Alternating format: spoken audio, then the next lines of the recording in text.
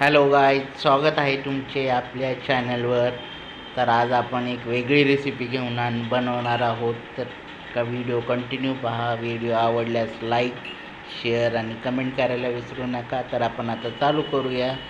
तर मित्रांनो, आज बनवणार आहे आपण शेंगोळे. आणि आज त्यासाठी आपण घेतलेलं आहे ज्वारीचे 2 वाट्या पीठ, 1 वाटी गहू पीठ आणि थोडंसं बेसन.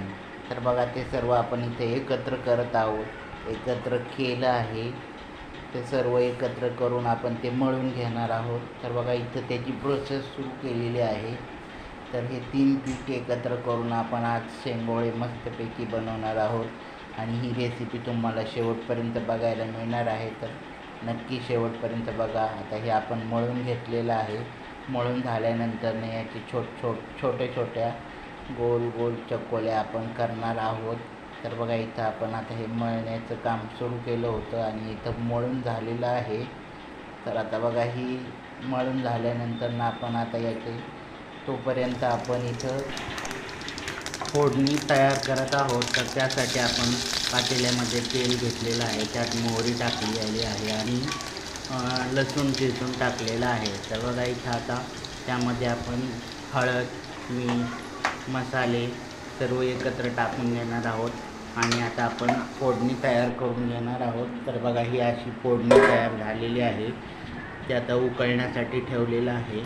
तर उकळल्यानंतर आपण त्यामध्ये शेंगोळे सोडणार आहोत. तर आता तोपर्यंत आपण शेंगोळ्या तयार करून घेऊ. तर इथं आता फोडणी उकळते आहे, तोपर्यंत आपण शेंगोळ्या तयार करू. तर बघा, इथं आता आपण शेंगोळे तयार करायला घेतलेले आहेत.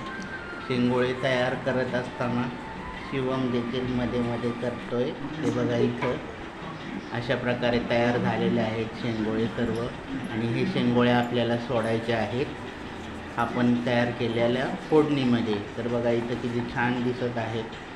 तर आता ती फोडणी आपण दिलेल्या फोडणीमध्ये सोडूया. आता बघा, इथं हा शिवम देखील तयार करत आहे. बघितलं पाहिजे ना, इथं बघा कसं चालू आहे करतोय ते करायचं.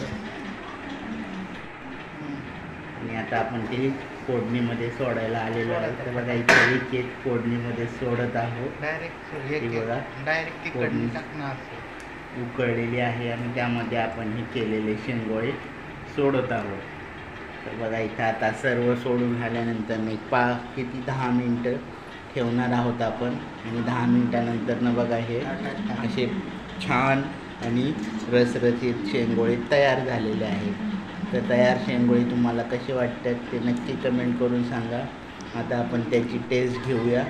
तर बघा, इथं आता प्लेटमध्ये वाढून घेतलेलं आहे आणि आपण शिवमला टेस्ट बघायला सांगणार आहे. तर आता तो टेस्ट करत आहे. बघूया त्याची काय रिॲक्शन येते. तर इथं बघा, त्याने टेस्ट करायला घेतलेलं आहे आणि अशा प्रकारे त्याने टेस्ट करतो आहे. केलेलं आहे टेस्ट आणि त्याची रिॲक्शन बघा, एकदम मस्त आहे असं म्हणाला तो.